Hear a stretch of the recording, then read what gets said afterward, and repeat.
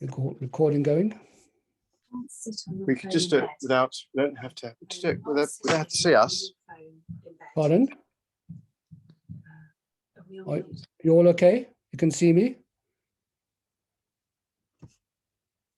Can you all see me and hear me? Yes. Yes. Fine. Okay, great. Okay, well, welcome to lesson 2 in our course on Jewish meditation. In the previous lesson, we learned how meditation is a tool that we can use to become aware of our conscious thoughts and how to control them. And we can use our thoughts to steer our feelings in a positive direction, and this in turn can have a positive effect on our mood and on our feelings. And we learned as well that positive meditation can not only enhance our lives, but it also has an impact beyond ourselves. Now, in this lesson tonight, we're going to be going a little bit deeper, and we're going to use meditation to get beyond our conscious thoughts and to access that which is deeper than surface consciousness. The last lesson taught us how to control our thoughts. This lesson is going to teach us how to uncover a spiritual awareness that lies beneath our thoughts. It's a bit like cherries and blossoms, as we shall see in this little slide coming up.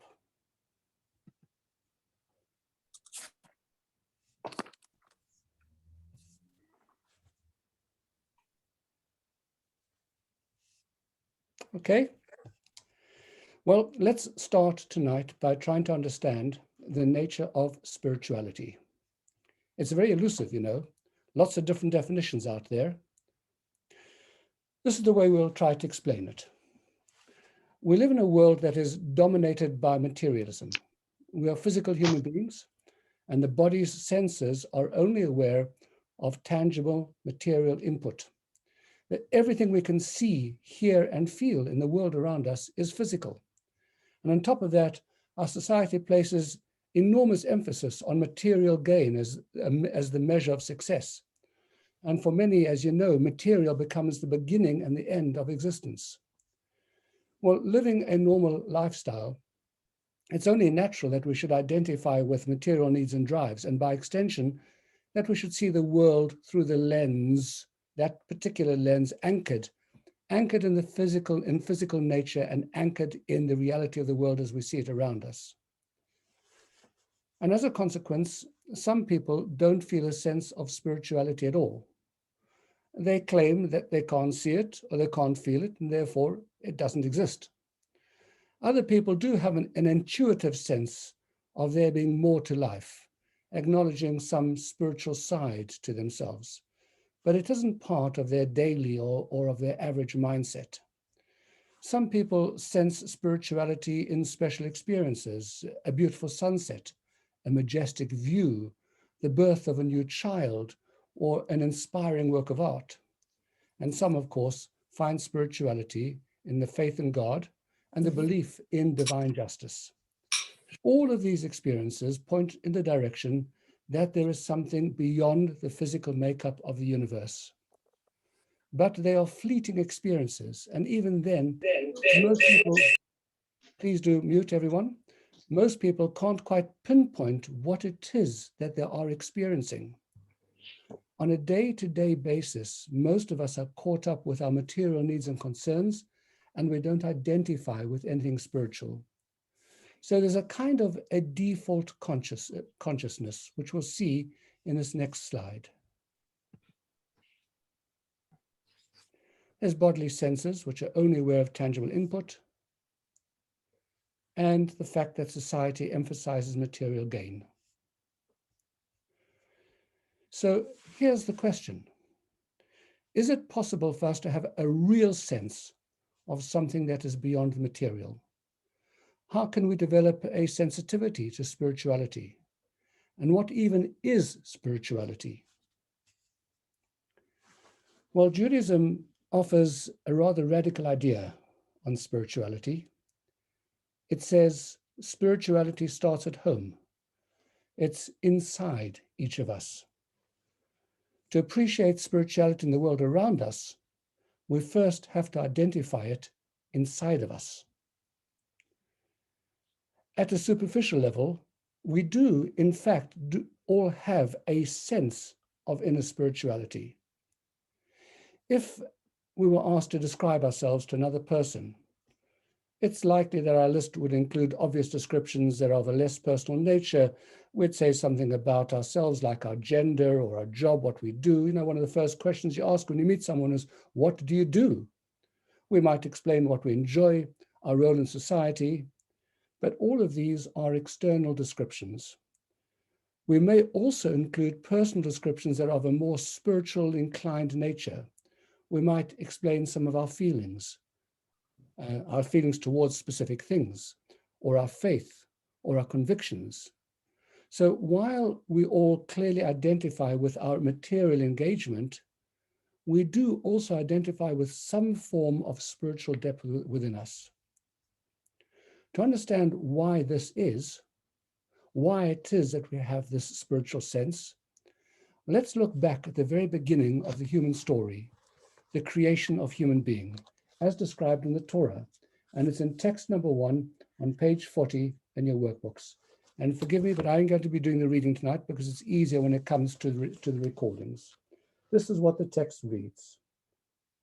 God formed the human from the dust of the ground, and he breathed into the human's nostrils the soul of life. So humans are unique in creation, in that we are a composite of both body and soul. All other creatures were created in one stage, as one singular organism. But in creating humans, God formed a body and then breathed, as we read in this text, breathed a soul into that body. And these two stages of creation of mankind led to two distinct personas within the human being. We have on the one hand a body-orientated nature, and on the other, a soul-orientated nature.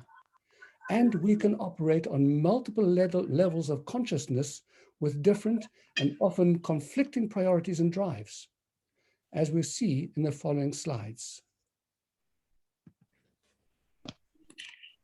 Thanks, sir. Please do remember to mute.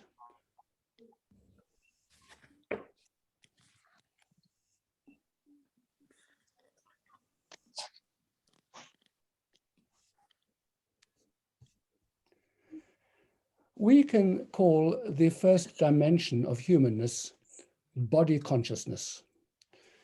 This is a side of us that is driven to feed our basic interests. The two main drivers of all life is pursuing pleasure and avoiding pain. There's an instinct to survive, the need to perpetuate ourselves.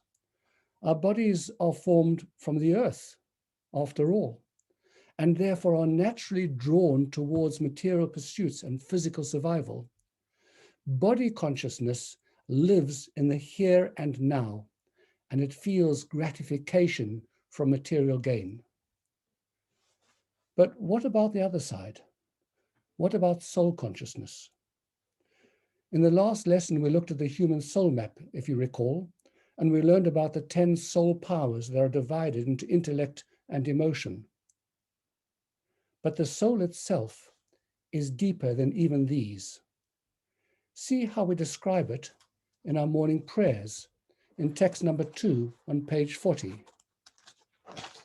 When we read the following, we say the following each morning. Elokai, O Lord, Neshama shenatata bi, the soul that you have placed within me, Tohorahi, is pure. Ata barata, you created it. Ata yatsarta, you formed it. Ata nefachta bi, and you blew it into me, you breathed it into me. Well, in trying to describe what the soul is, we're going to struggle with words, and we're going to reach the limits of language almost by definition, because it is so beyond our ability to absolutely grasp. But the best that we can say is that the soul is a pristine spiritual force, and it is a part of God that is planted in us. And as such, It instinctively wants to live for something that is greater than itself. The soul is the voice that drives us to seek meaning and purpose in existence. It is the spirit of everything in life. But spirituality is more than a search for meaning, and there is something else to it as well. The book of Proverbs uses the metaphor of a flame to describe the soul. This is text number 3 on page 41. Ner Hashem Nishmat Adam. The human soul is the candle of God.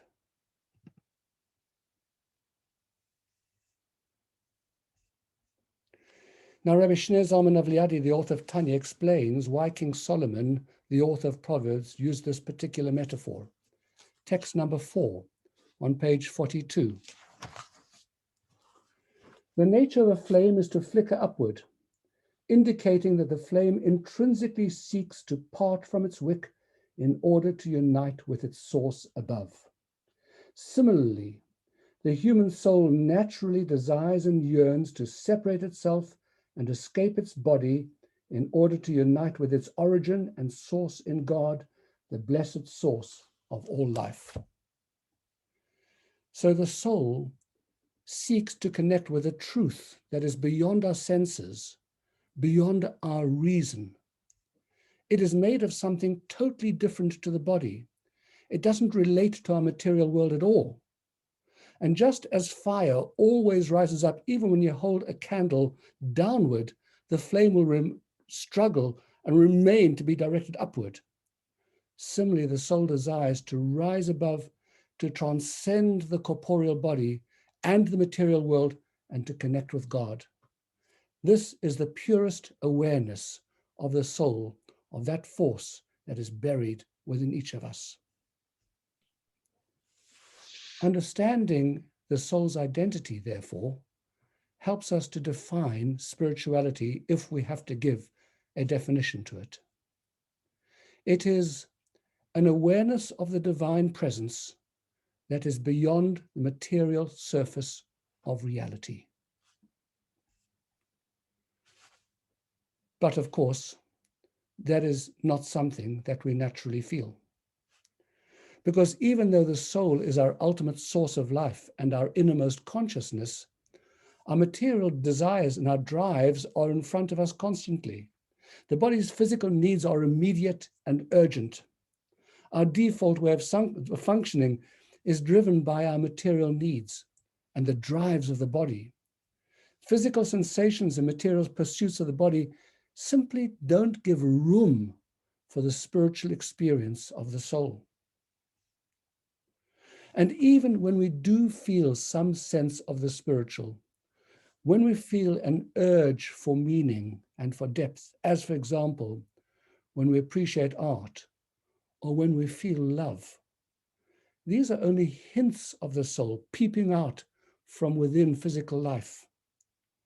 And therefore we should term these sorts of experiences relative spirituality, because they give a little spiritual depth to our material lives. But to sense spirituality on its own, to be able to feel the yearning of the soul for transcendence and its desire to connect with the source of life, is something that is foreign and very difficult for us to identify with. And that is why we have such a hard time with it. Well, here is Rabbi Leibel Wolf again, helping us to meditate on these two parts of humanness that are built into us.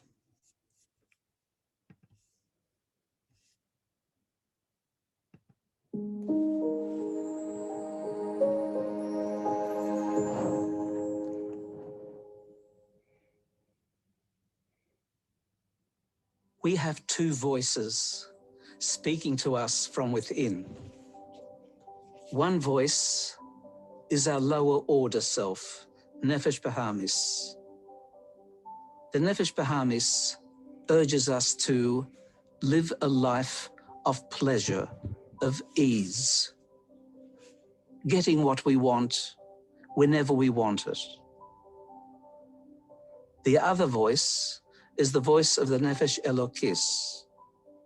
That's our godly self. That's the self that seeks connectedness with people in love, connectedness with the world and its elements, feeling fulfilled, connectedness with Hashem. Gently close your eyes and just become aware of your inner self, your inner quiet,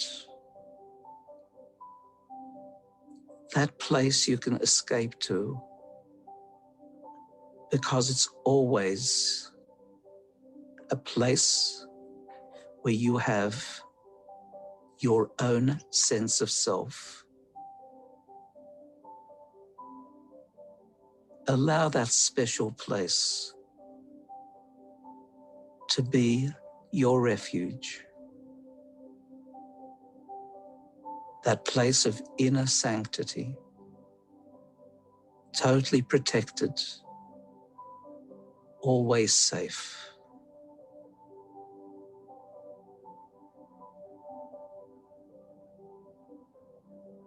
As you step out of that space, become aware of your two inner voices.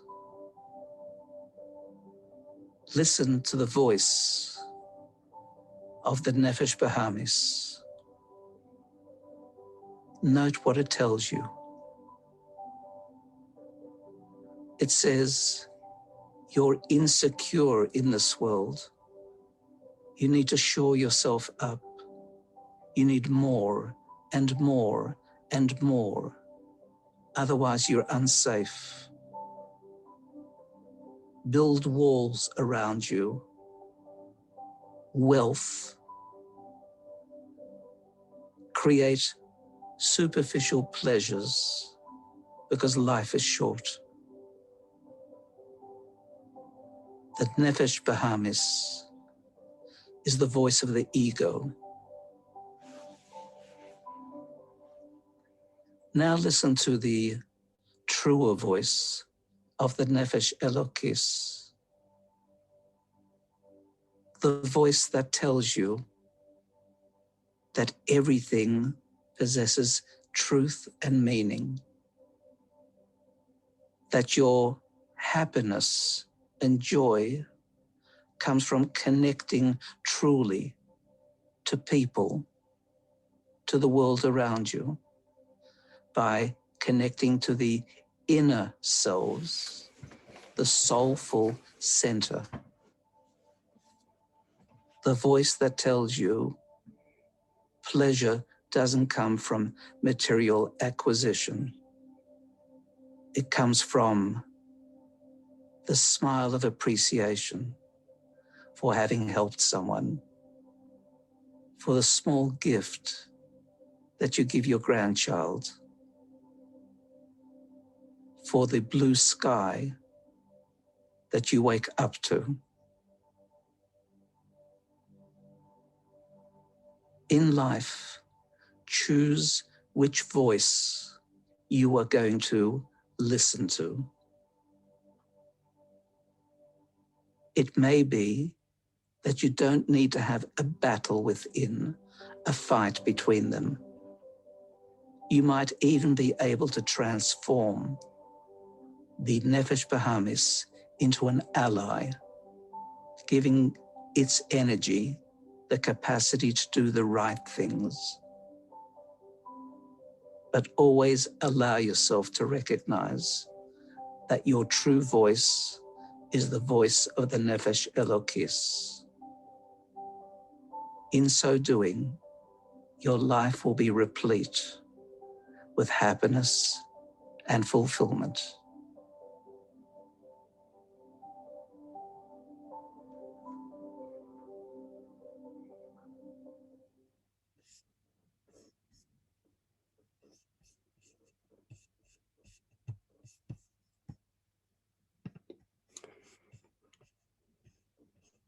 Well, with the awareness of this duality within us, we can appreciate that to open ourselves to spirituality, we don't need to go anywhere or learn anything new.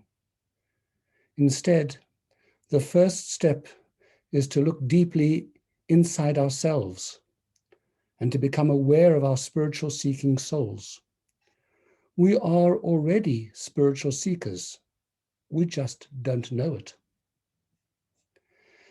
Since our spiritual voice is silenced by the material drives of the body, the way to access spirituality is by taking something away, not by adding. Adding more knowledge or seeking out experiences to try to discover spirituality won't help us if they are just structures built on more body-orientated awareness. Instead, we need to subtract and to get to know the self that lies beneath the material-orientated perspective that shapes our lives. If we can strip away the surface layers of our identity that are driven by ego and by materialism, we can uncover the spiritual awareness that is already within us. And we can identify more closely with the spiritual element within ourselves. When we identify more closely with the spiritual element within ourselves, we open ourselves to spiritual experiences and to sensing the spirituality in the world around us as well.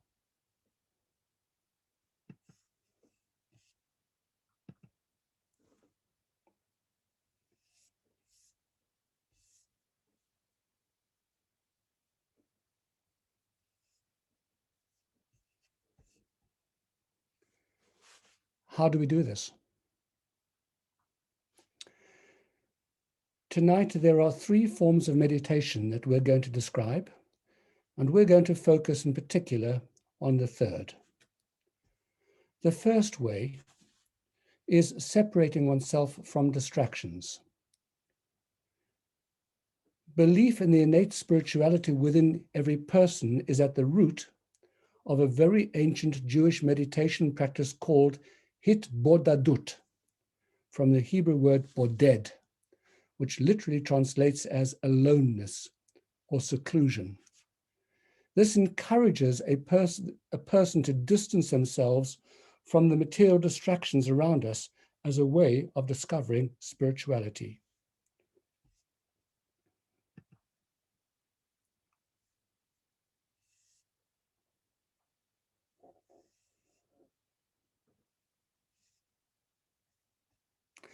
Text number 5 on page 43.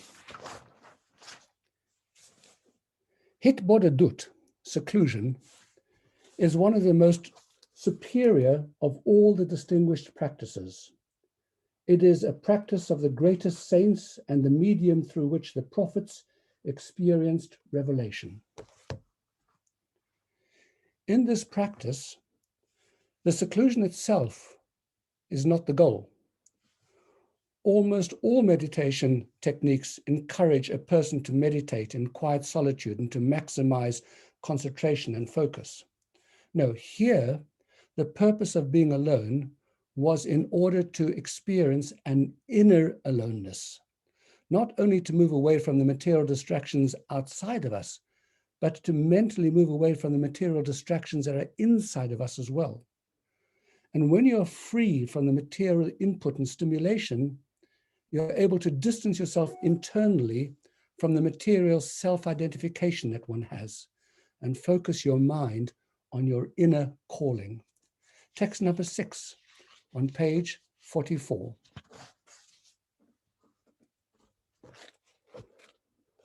It is recorded in many of the works of the medieval rabbis that seclusion, hitbodadut, separation from everything mundane, and devotional clinging, dveikut, was practiced by pious Jews.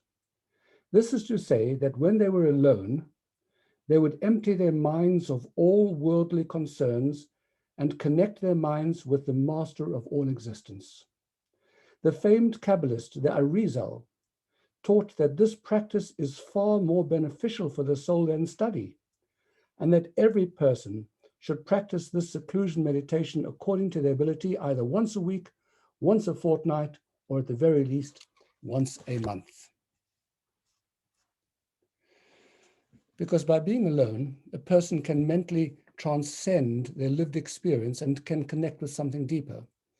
When the body is silenced, then the inner soul can be heard and harnessed for a spiritual meditation to connect with God. And this opens a possibility of experiencing a state of connectedness, dveikut, literally translated as clinging or devotional unification with God. And this is the ultimate spiritual experience, when your soul is freed of the constraints of the body to soar to the spiritual heights and to attain its ultimate fulfillment, which is to feel utterly and completely one with God. Well, there are more details of this form of meditation if you're interested to see about it in Appendix A in your workbooks.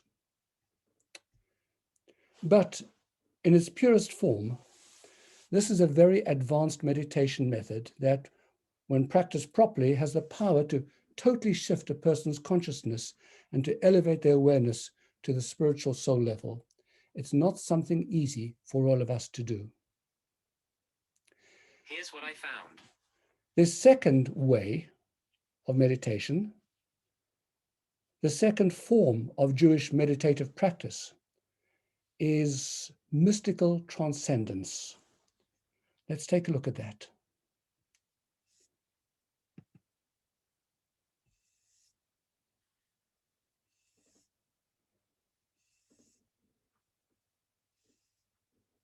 And talk about it for a moment. There were mystics throughout Jewish history who practiced this meditation technique to achieve spiritual enlightenment. Practitioners of this form of mystical meditation would harness the transcendence to dive very deeply into soul consciousness. They were able to utilize spiritual tools and divine incantations to elevate their material experience, to encounter mystical visions, and to have supernatural experiences. In the words of the 11th century leader of Babylonian Jewry, Rav Hai Gaon, in text number 7 on page 45, he says as follows: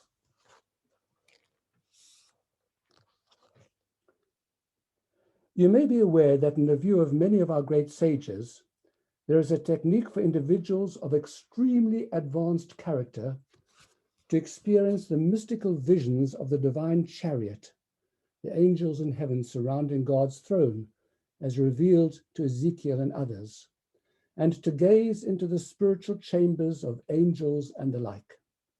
They would fast for a designated amount of days, then place their head between their knees and whisper copious songs of praise to God with their faces toward the earth. This opened them to mystical visions and allowed them to experience roaming the heavens and exploring its supernal chambers with clarity. There are 2 works of the Mishnaic sages regarding this, entitled Heihalotrabati, the Great Chambers, and Zutrati, the Minor Chambers. This is all very well known and was unanimously regarded by all of the sages as authentic. They insisted that God performs miracles and wonders through saintly individuals, tzaddikim, just as he did through the prophets, and that God shows them awesome visions just as he showed the prophets. This, once again, is a long time ago. This is the 11th century, so he's talking about those who came before him. And this mystical meditation technique was the root of the divine inspiration of prophecy as well, and of all the Kabbalistic mystical experiences, and the whole practice of soul elevation. And once again, you can see more information about this in Appendix B on page 70 of your workbooks. However, we have to be careful, because this form of meditative practice is very delicate, and it is fraught with physical and spiritual danger for those who aren't worthy of practicing them. And the mission itself cautions that they should not be taught publicly, and that they should only be transmitted to those who are spiritually fit for it. so much so that the Talmud shares a very well-known cautionary tale about the dangers of engaging in transcendent mystical meditations. Take a look at text number 8 on page 47. Taken from the Talmud. 4 individuals entered the orchard, the Pardes, and they explored the Torah's mystical secrets.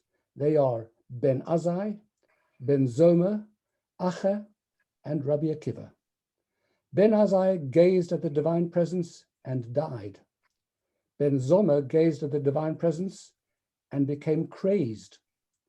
Acha gazed and chopped down the shoots of saplings. In other words, he became a heretic. And Rabbi Akiva emerged safely. Of the 4 great sages who pursued the path of transcendent mysticism, only one escaped unscathed.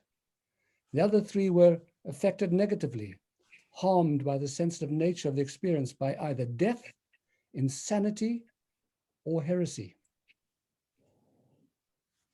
If that was the case then, this is especially true in modern times, when we have just lost the precise spiritual formulas and the lack of the spiritual sensitivity and the ritual purity that is required to reach that level. And so these practices, for all intents and purposes, are inaccessible to us, inaccessible to pretty much everyone.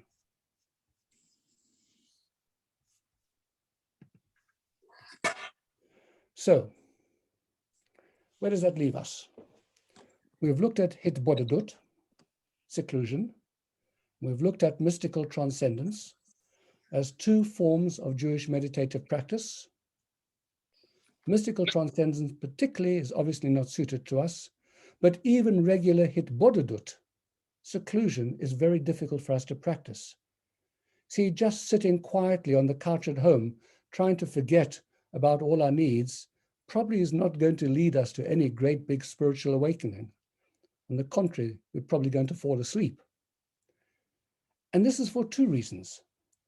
Firstly, because transcending our consciousness takes tremendous mental effort and training.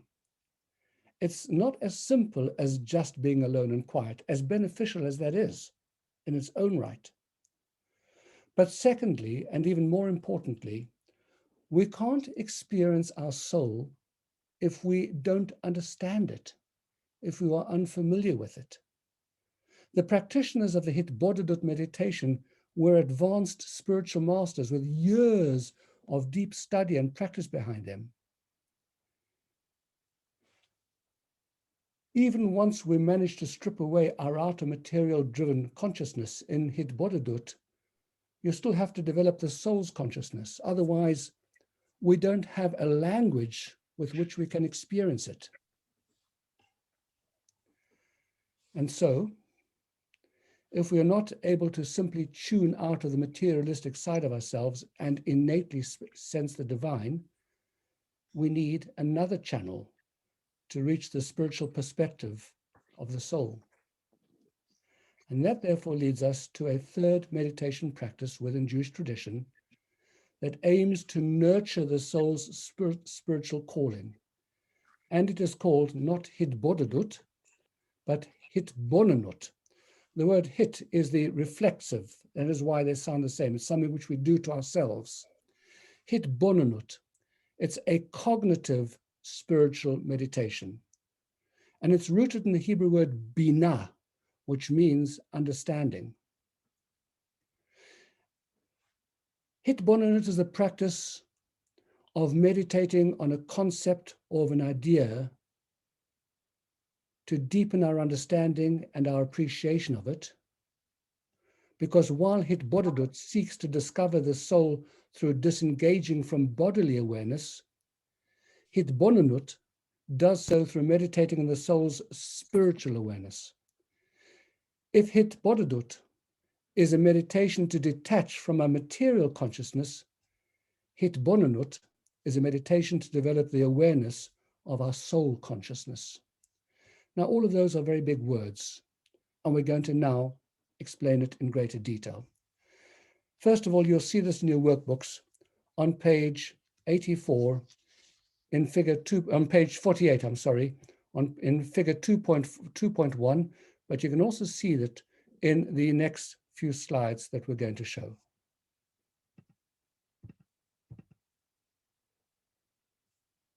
Hitbonenut, taken from Bina, understanding.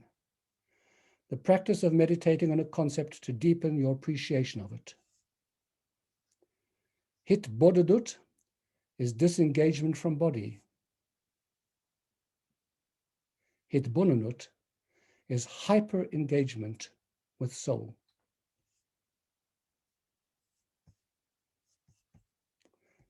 It's possible that you didn't actually see those slides, so let me take you back to them now.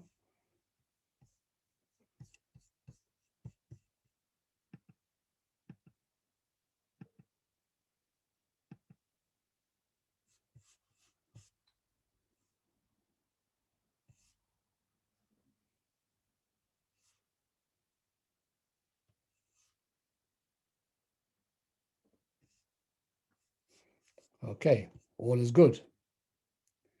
So it's important to understand that Hitbonenut meditation can be practiced independently of Hitbodedut, or even as a follow-up to it. So how does this Hitbonenut, this cognitive meditation, actually work? Simply put, it uses our intellect and our consciousness to so deeply comprehend God that we can begin to view God and begin to view the world as if we were looking at it through the eyes of the soul, training ourselves via the power of intellect and comprehension to view the world through the soul's eyes so that we get a deeper sense of the divine.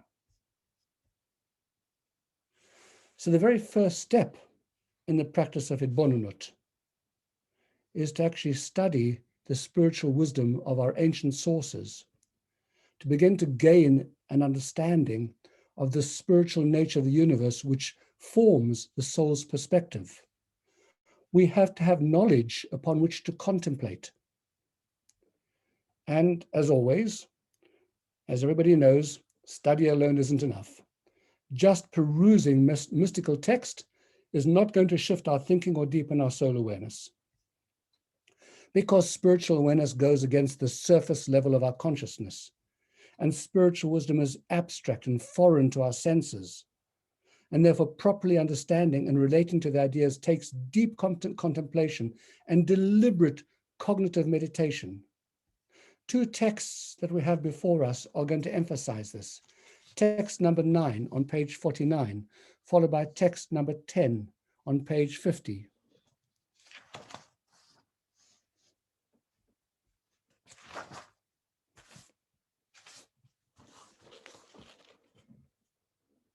A central foundation of this study of mysticism, that is to say Hitbonenut meditation, is to repeatedly spend considerable time in deep contemplation on the subject matter being studied.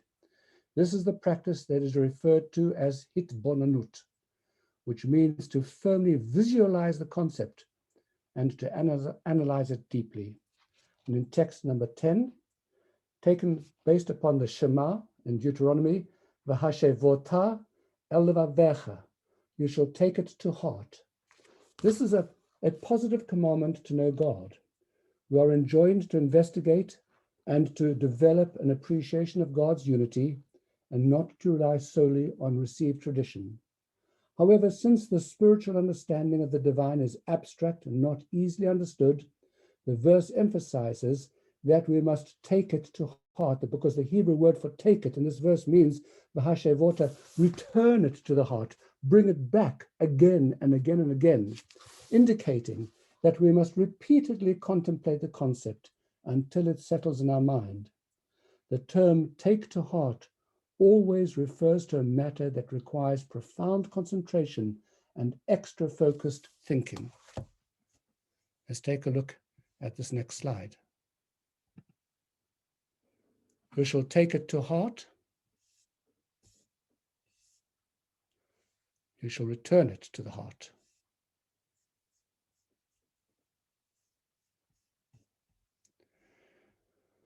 For abstract concepts to take root in our thinking and consciousness, therefore, we have to engage with them over and over and meditate on them. This meditation is a contemplative one, where a person thinks very deeply about an idea, visualizing it, breaking it down, analyzing it, and exploring its applications as manifestations, because this creates an intimacy with the subject, and it enables this abstract idea to assimilate into our minds, to shape our thinking. The next text that we have briefly describe Hitbonenut meditation. Text 11a on page 51 and 11b on page 52. Hitbonenut is an internal dialogue with the idea. Once we have studied something well in all its fine details, explanations, and commentaries, until we have developed a thorough understanding of it, the practice of Hitbonenut meditation is then to mentally analyze the idea, to verify whether our understanding is true and accurate in all its details. Through diligent meditation, we develop a strong visualization of the soul of the concept, which is the animating core of the idea itself.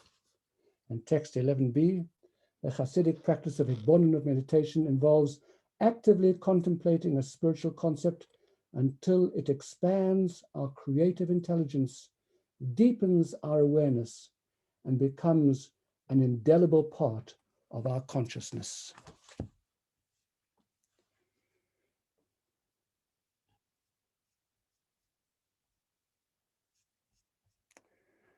Text number 12 on page 52. Through honest contemplation with deep focus, a person's soul develops an authentic closeness and attachment with God, commensurate to their spiritual standing. Through this, one fulfills the mitzvah to love God. Well, all of that is a whole bunch of words, isn't it? So I guess it's time now to practice a Hitbonenut meditation. It's a meditation on the nature of spirituality, and it's going to help us to develop a deep awareness of the divine. Here's the methodology that we're going to employ. Firstly, we're going to study a brief text that explores the spiritual nature of reality based upon the teachings of Chassidut and the Kabbalah. After we've learned the text, we're going to identify the key ideas in it that we can take away so that we can develop a thorough understanding of it. Once we have an understanding of the body of the idea, we will unpack the ideas and practice a guided Hitbonenut meditation. We're going to try to bring the concepts to life in our minds, let them sink into our consciousness so that we can begin to develop a concept of spirituality. The passage that we're going to study together is from a discourse delivered in 1898 by Rabbi Shalom Dov Ber Schneerson, the fifth leader of the Chabad dynasty. The theme of his talk is the inner dimension of teshuvah, repairing our relationship with God. The spirituality-based meditation that he shares flows from the ideas that we've been learning about in this lesson.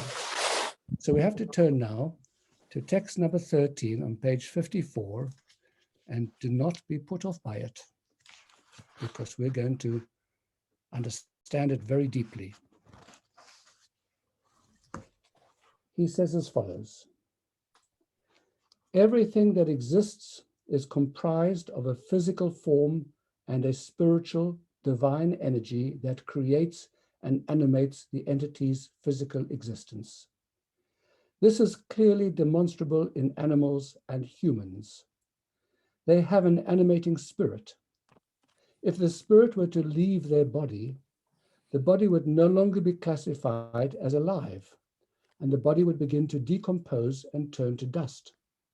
That is because the very existence of the body hinges upon the spiritual energy that animates it.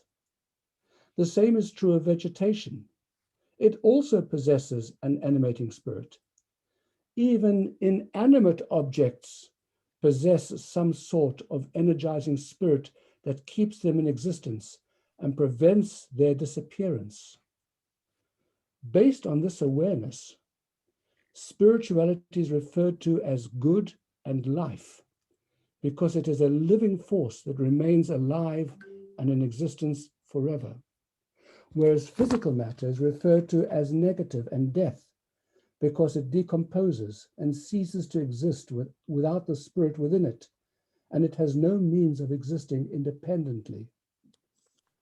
From my flesh I perceive God, it says in the book of Job. Bonnie. Meaning that human experience informs our understanding of God. We intuitively sense that we have a life force that provides us with our life, and that it is our primary identity, and that were our soul to leave our body, the body would be left like an inanimate rock and eventually decompose and disappear. And the same is true with all that exists. The entire cosmos and all its contents exist due to a divine spirit that gives existence to everything. The divine light and force is the entire life and sustaining power of all that exists. If it departs, all existence will revert to absolute nothingness. If we meditate on this idea, we will realize that the material existence of each entity is entirely dependent on the spiritual force within it, and that physicality is nullified before the presence of the divine light that is its source of existence. This realization will inspire a powerful desire, love, and yearning for the divine. We will no longer desire that which exists only superficially, and which is in fact death, decomposing, and disappearing. You're not listening. This is the meditation bit. It's a bit religious.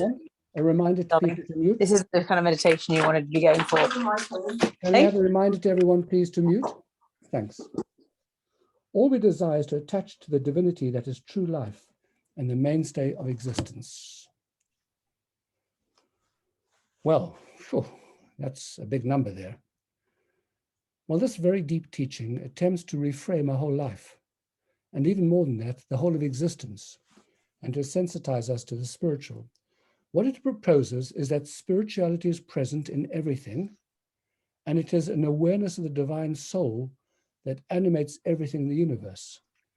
We're going to summarize this now graphically in the following slides.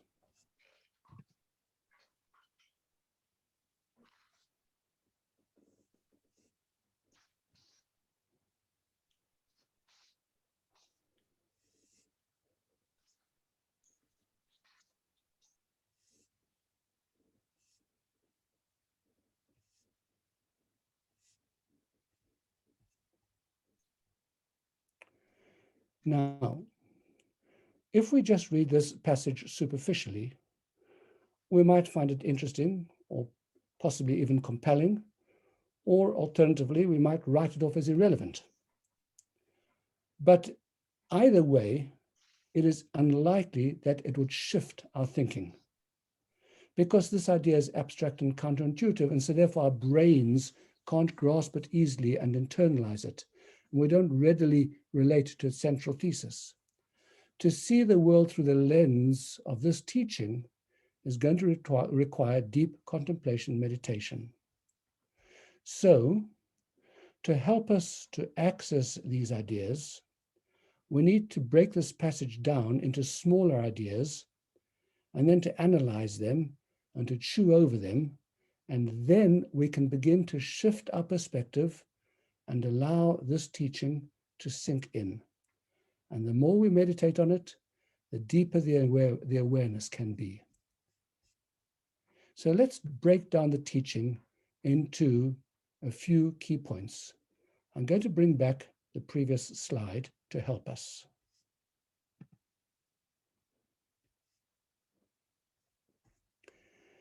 The three big ideas in this teaching are, as you see in the slide, everything has a divine spirit within it, its soul. And we'll come to the next two slides in a moment, next parts of these slides. But the second part is that the spiritual soul of everything is its source of life. And the third idea here is that since the spiritual content of everything is its core identity, that is what we should value. So let's take each of these ideas one by one and flesh them out. The first one is, as you see in the slide over here, everything has a divine spirit within it. Now, earlier on, we said that despite being physical human beings, we're animated by a spiritual consciousness, a soul. Remember that? And that this soul is clearly recognizable in living human beings, such as humans and animals. We are alive and we have a consciousness and an ability to think and to feel. And this is something obviously more to us and animals than to, there's obviously something more to us and to animals than the physical bones and muscles and organs which animates us with our lives. And this idea can serve as a paradigm for all created beings, that they too have a soul. In other words, despite their apparent physicality, their very existence is predicated on a spirit that's within them. To help us get our heads around this idea that everything in the universe has a soul or a spirit, here is a related idea. Let us say that every experience that we have has a body and a soul. That in every experience, in everything that we do, there is the physical act that is happening, and there is the content and the meaning that it conveys or is being driven by it. Here are some examples of what we mean. Having dinner with a spouse or a dear friend. The meal itself is the body, so to speak. The relationship that you have with that person is the soul of this event. Disciplining a child. The act of discipline is the physical expression, but the love or care for the growth of the child is the soul of that action. Exercising in the gym. The physical workout is the body, the physical part. The fitness and the health enhancement is the soul that drives this. Shaking hands on a deal. The physical shaking of the hands is the physical act, but the shared agreement and the trust is the soul of this act. So while these examples are only metaphors for the teaching that we're trying to communicate tonight, it does help us to understand the idea that the animating soul of everything is the underpinning of all physical experience. Just as we understand that there is meaning to everything beyond its physical expression, as we've just explained, we can therefore also begin to understand that there is a spiritual content that underlies everything that we see and experience. Here's another way to understand this idea better through another illustration. Let's take a look at a work of art.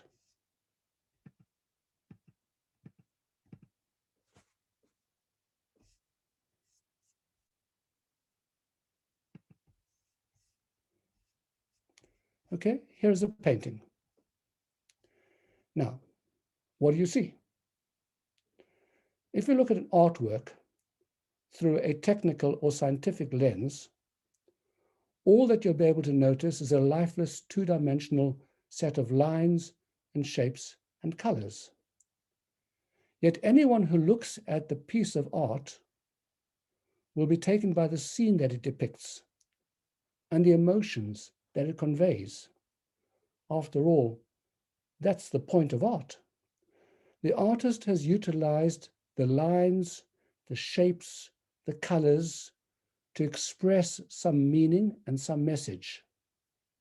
And that is why a beautiful work of art can move you and can make a very deep impression. The lines and shapes are all that there is on this canvas, and they are just the body of the painting. The story that the art tells and its meaning is the soul of the painting. It isn't physically there on the canvas. You can't see the soul of this painting, but it is just as present in this artwork. Now, think of the world as God's canvas. Physical matter consists of lines and shapes of his work, but the spiritual reality is what gives shape to the world, and it is the inner content and the meaning of everything that is, just as the inner content unseen of the painting is what makes the painting a painting. And then there's the second point.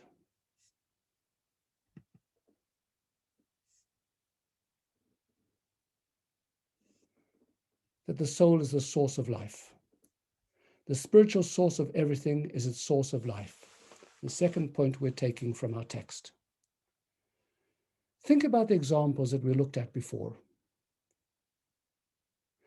The soul of the experiences isn't just another layer that they contain.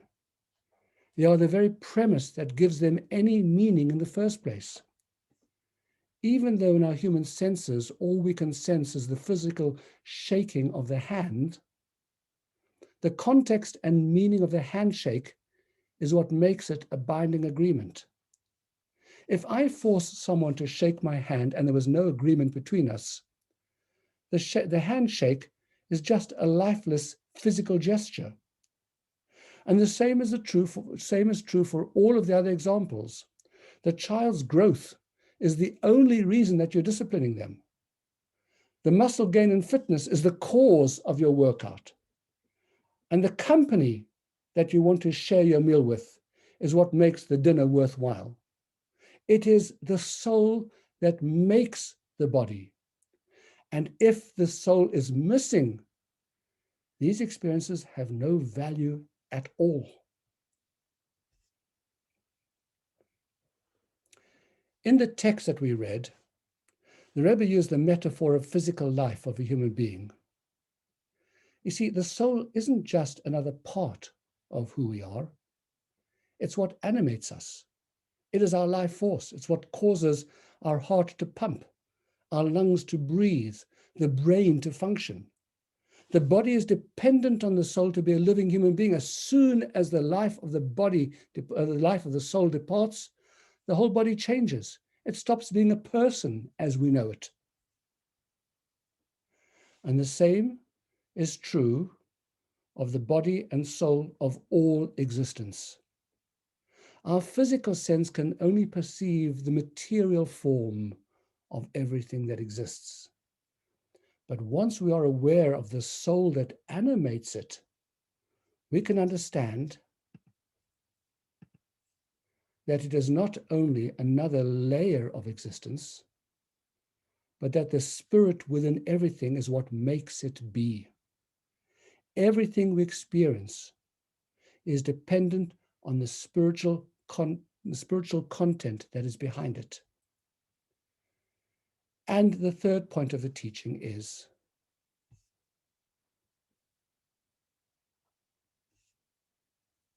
since the spiritual content of everything is its core identity, it is what we should value. This is the final piece of the puzzle, and perhaps the most challenging to accept in our meditation. But it does flow logically from the first two steps. If every material thing that we see and experience is animated by a spiritual content responsible for its very form and meaning, and B, that material engagement alone is hollow, then C, the spiritual content of life is what we should focus on and value. It is A, B, and C. Again, think back now to the metaphor of a person. When you talk to someone, are you talking to their body or are you talking to them? The them that you're communicating with is their soul, their character, their personality, the person themselves, not their body. Or when you think of yourself, you don't think of your body, but you think of I, who I am. I'm aware of my soul. And if therefore we apply this concept to the world at large, we can begin to appreciate that the world that we see, feel, and sense is not what we ought to value and cherish in life. Because while physical matter fills our entire field of vision on its own, it is lifeless and meaningless. The authentic reality that we should really value is the spiritual meaning within every object and experience. And that can change our lives. Listen to the verse in Deuteronomy, an extraordinary verse in one of Moses's final talks to the Jewish nation. It's text number 14 on page 57. This day I call upon heaven and earth as witnesses that I have warned you, says God. I have set before you life and death, the blessing and the curse. You shall choose life so that you and your offspring will live. At first glance, this is a very puzzling verse. The choice between life and death seems obvious. Why would God need to encourage us to choose life? And the answer is that no, simple life and death indeed wouldn't require a choice. But we can read life and death differently. Life can be a reference to the life force of everything, what we are calling spirituality, while death is a reference to the material shell of our experience, which on its own is lifeless. And now the choice becomes more relevant and more challenging. Are we going to proceed through life valuing the material benefits and the pleasures of each experience?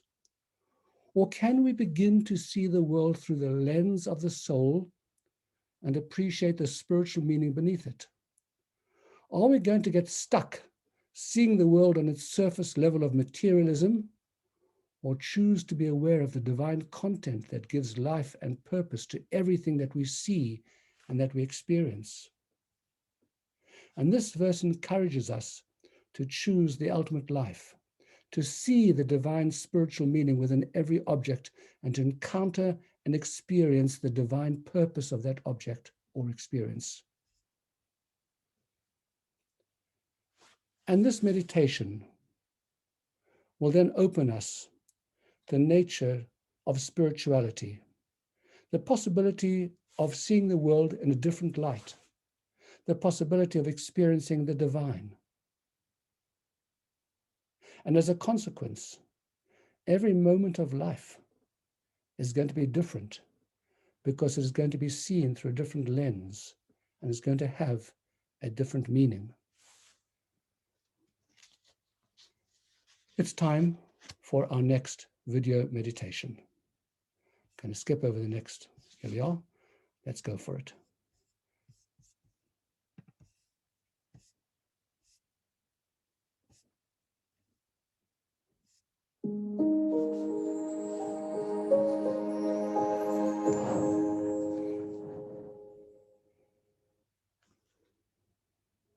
Spirituality means to sense viscerally how meaningful every single moment and item of life is, which means to enter into a relationship soul to soul.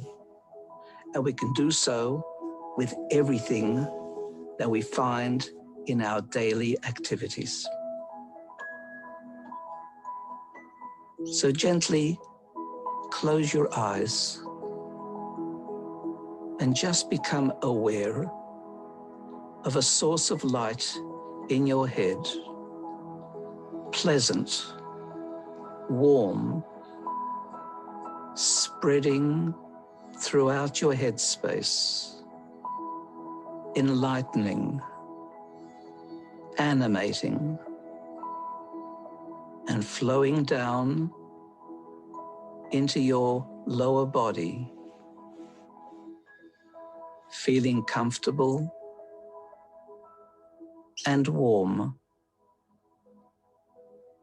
Intensify that light source so it spreads through your limbs, allowing them to feel animated, special with Hashem's light, that light which is your soul's light. Everything possesses a soul spark. The stone also has a soul. If you peer into the stone and are able to see molecules, atoms, smaller particles even, all these are energies that are manifested. Beneath each of these lies a spiritual force. The spiritual force of a stone is nefesh.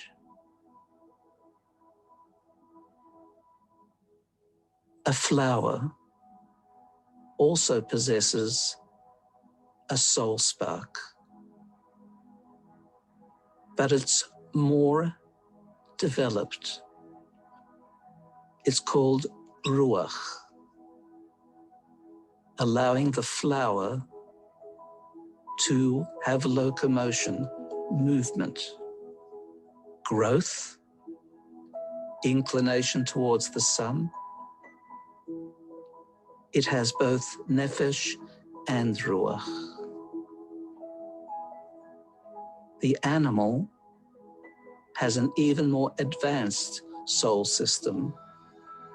It has the nefesh to maintain its physical state, ruach providing it with animation, movement, but also neshama, which provides it with rudimentary communication capacity.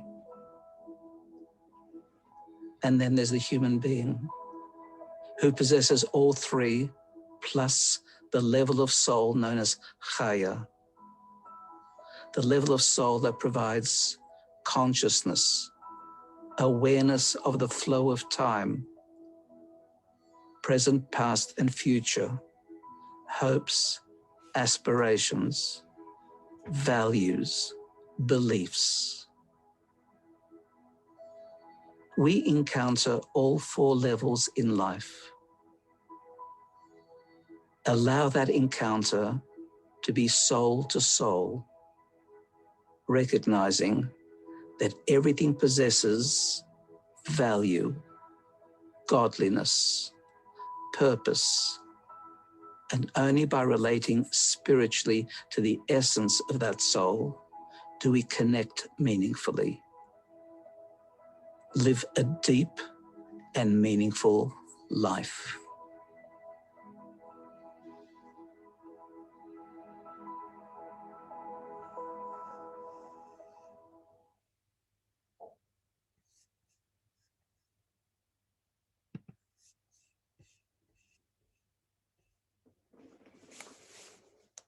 So, we started the lesson tonight with an assumption that spirituality is distant and intangible. What we've attempted to do is to try to find a way to make it a reality in our lives. Spirituality isn't somewhere else or some specific experience. It is the recognition of the inner soul of everything that is. We don't need to do anything fancy or learn any complex ideas. To experience spirituality, we need to open ourselves to it.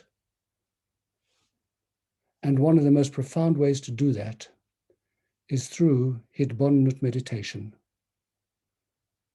Once we do so, we see that within everything, we see the soul within everything, and we experience it constantly. And as a consequence, we feel intimately close to the presence of God in our lives, because we see the energy and the spirit of God in every aspect of creation and in every experience.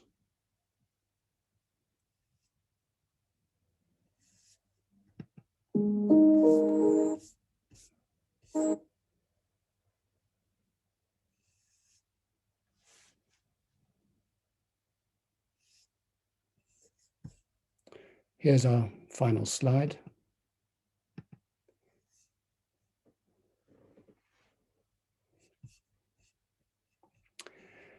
But the shift of perception doesn't happen instantaneously.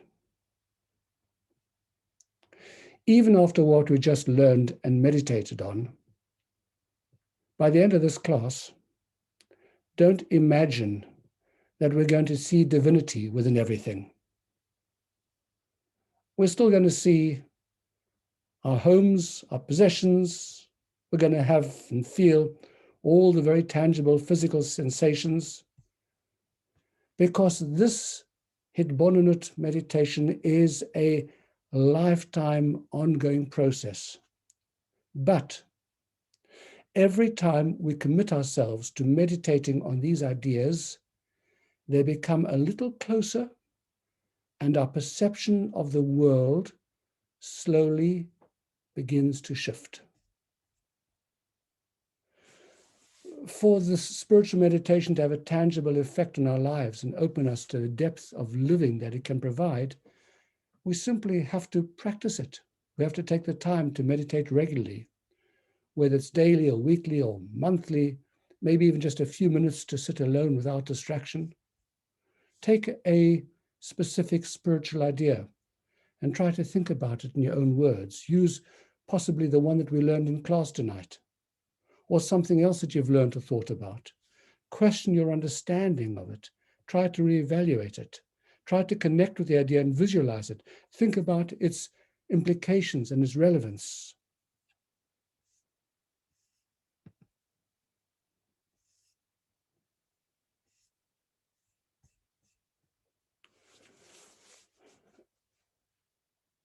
It's hard, no kidding. But with time, you'll develop a greater aptitude for focus, and you'll be able to do this for longer periods and with ideas of your own. And so where does that leave us for tonight and for next week? So we have given an introduction to the process of a Heihalotrabati meditation. It hasn't changed our lives, but it may have shifted our thinking imperceptibly and opened a new avenue for us, and the beginnings of a different way to see the world. And as a consequence, possibly a way to feel closer to God in our daily life. Next week, we're going to develop these ideas further, and we're going to show that God's presence dynamically animates all of existence. It's not a static process, and that there is a purposely guided reality. And that too will help us to reach the next stage of our understanding and our sense of connectedness with the universe around us. But for tonight, here's a summary video, which of course you can also see laid out in all the key points in your workbooks on page 62. Lesson 2, Mind Yourself, reflecting inward to find the divine. 1. We are comprised of a body and soul, each of which has a unique character and drive. 2. The body is driven by material gain, and the soul by spirituality. We all possess an innate spiritual drive within us that we can come to feel and experience. 3. One way to perceive the spiritual drive of the soul is by distancing ourselves from the immediate distractions of materialism. This is the root of Heihalotrabati meditation. 4. The most effective way to develop our spiritual calling is by learning about it and contemplating the spiritual ideas. This meditation practice is known as Hitbonenut. 5. Just as we have a soul that gives us life and our true identity, the world has a soul that sustains it and is its most authentic identity. 6. We choose life by focusing on the spiritual content of every experience and valuing the divine potential within it.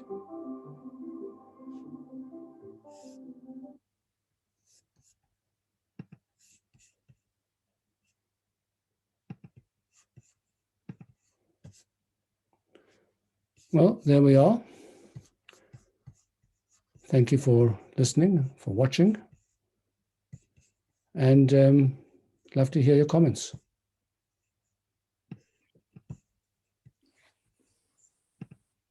Thank you, Shlomo. I don't know if you can hear me. It's Estelle.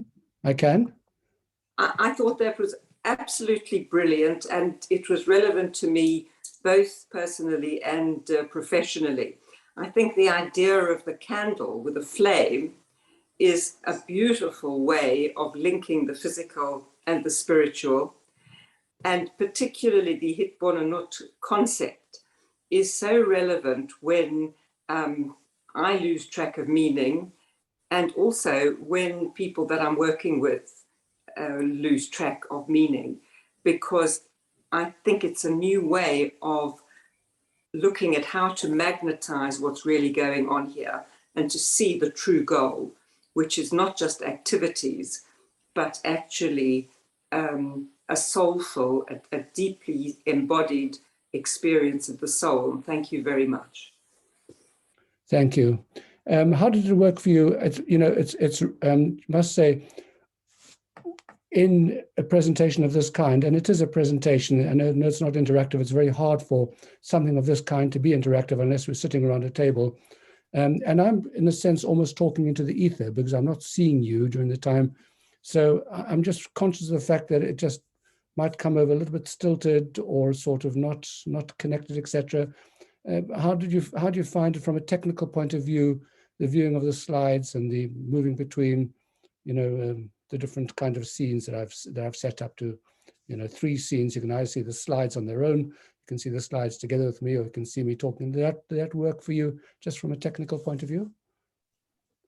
Well, I don't know if I'm addressing everybody, but I much preferred it to last week, and it really did work. Right. And thank you. Okay. Anyone else want to comment? I really loved it too. A huge amount of food for thought. Some of the slides I feel don't add much. They're a repetition of what you've said. I don't feel that all of the slides add that much depth. If it was up to me, I don't know what you would feel about skipping some of them if you didn't think they added much. It is, of course, a presentation necessarily. It's not the same as you just speaking to us, but I think that comes with it goes with the territory. Yeah. But I'm not sure. I'm not sure about all the slides. Yeah, I mean, the purpose, first of all, by and large, if I were talking to a group of people, in person, I prefer not to use slides because I think slides can be very distracting. As you know, it's hard to focus on 2 things at the same time. You taught persons, but in this instance over here, because I'm talking for quite a long time, I think the purpose of the slides has a twofold purpose. Number one is just to break up the, give a bit of relief to the talking, but also it's supposed to reinforce the ideas visually. I think that's the idea of them. I don't think they add anything particularly other than to reinforce or to show graphically some of the ideas that we're talking about, so they don't just slip away into the ether. Anybody else want to comment in any way? I was interested, sorry, Simon, I was interested in sometimes the word spirit and sometimes soul, and in our language, they've kind of got to mean the same thing. And I wonder, in terms of Judaism, is that the true, or is it are they different? Well, they're 2 completely different words. Soul is neshama, as you know. Yeah. And neshama can only translate as soul. It can't translate as spiritual. If you want to talk about something which is spiritual, you'd say the ruach of it, the spirit of it. Like, ruach means wind, yeah? And wind you can feel, but you can't see it. So therefore, it's the word which you use for spiritual, because spiritual is something which you can feel, but you can't see it. That's the frustration of it. You can't get your fingers on it, you see. When I said we reach the limits of language, it's because we're talking about something which is supra-rational, beyond language.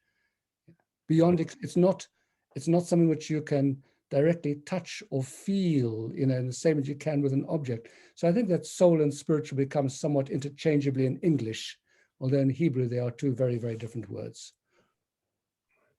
Thank you.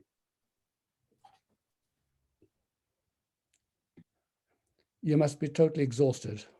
I just want to follow up what Leslie said, and since you asked for specific feedback on it, I agree that, well, first of all, to me, not all the slides are really clear.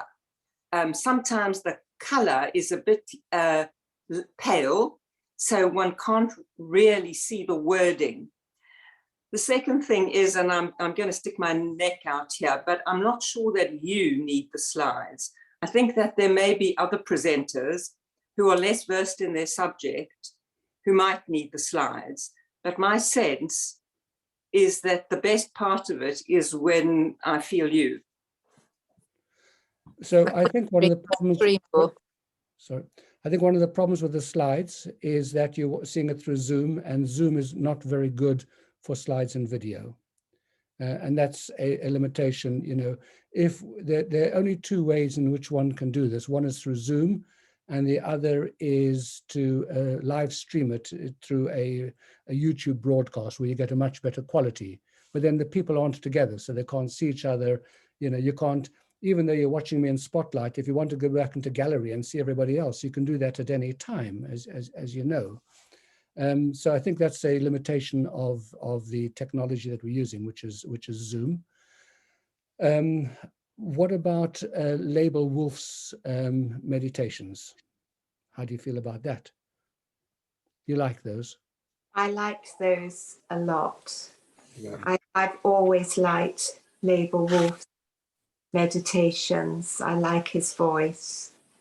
And as with your voice, I also agree with the other ladies that the slides distracted me. I had to keep putting my glasses on to see if I could read what they were saying. And actually, when I read it, I didn't feel they were particularly worthwhile reading.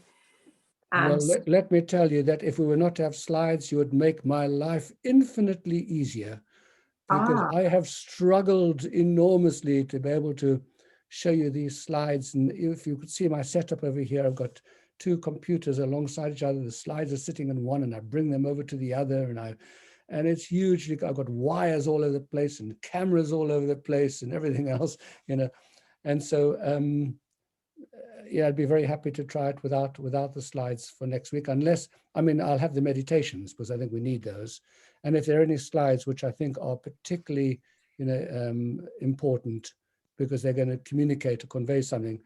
For example, when we took the 3 points tonight that we extracted, I think it was useful to have that slide in front of us where we could see the 3 points, one by one, etc.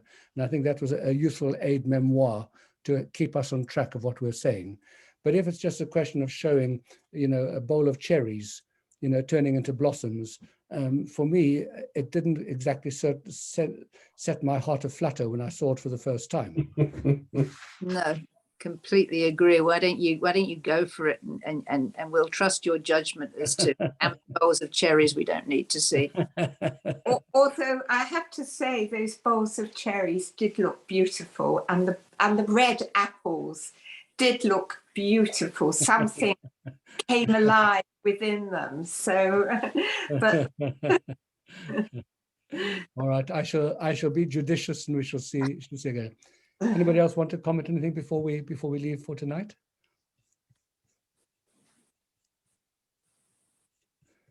I should turn off the recording, because then you can say what you